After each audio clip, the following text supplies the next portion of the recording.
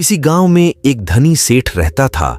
उसके बंगले के पास एक जूते सिलने वाले गरीब मोची की छोटी सी दुकान थी।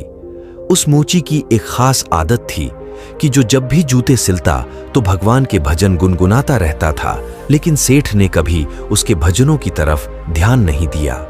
एक दिन सेठ व्यापार के सिलसिले में विदेश गया और घर लौटते वक्त उसकी तबीयत बहुत खराब हो गई। लेकिन पैसे की कोई कमी तो थी नहीं, सो देश विदेशों से डॉक्टर, वैद्य, हकीमों को बुलाया गया, लेकिन कोई भी सेठ की बीमारी का इलाज नहीं कर सका। अब सेठ की तबीयत दिन प्रतिदिन खराब होती जा रही थी। वह चल फिर भी नहीं पाता था। एक दिन वह घर में अपने बिस्तर पे लेटा था। अचानक उसके कान में मोची के भजन गाने की आवाज सुनाई दी। आज मोची के भजन कुछ अच्छे लग रहे थे सेठ को। कुछ ही देर में सेठ इतना मंत्रमुग्ध हो गया कि उसे ऐसा लगा जैसे वो साक्षात परमात्मा से मिलन कर रहा हो। एक दिन उसने मोची को बुलाया और कहा, मेरी बीमारी का इलाज बड़े बड़े डॉक्टर नहीं कर पाए, लेकिन तुम्हारे भजन ने मेरा स्वास्थ्य सुधार दिया।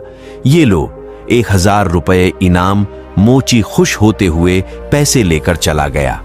लेकिन उस रात मोची को बिल्कुल नींद नहीं आई।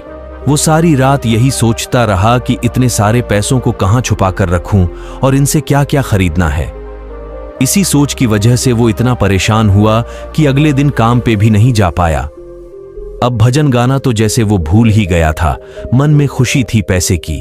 अब तो उसने काम पर जाना ही बंद कर दिया और धीरे धीरे उसकी दुकानदारी भी चौपट होने लगी। इधर सेठ की बीमारी फिर से बढ़ती जा रही थी।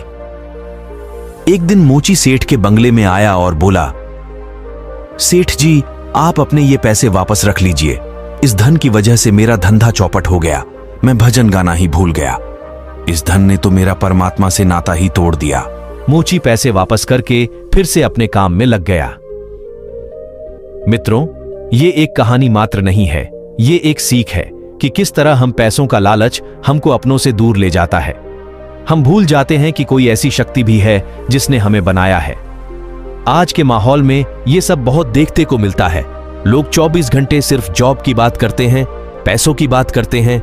हालांकि धन जीवन यापन के लिए बहुत जरूरी है, लेकिन उसके लिए अपने अस्तित्व को भूल जाना मूर्खता ही है।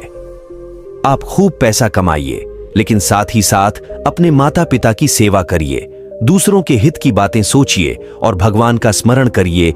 यही इस कहानी की शिक्षा है।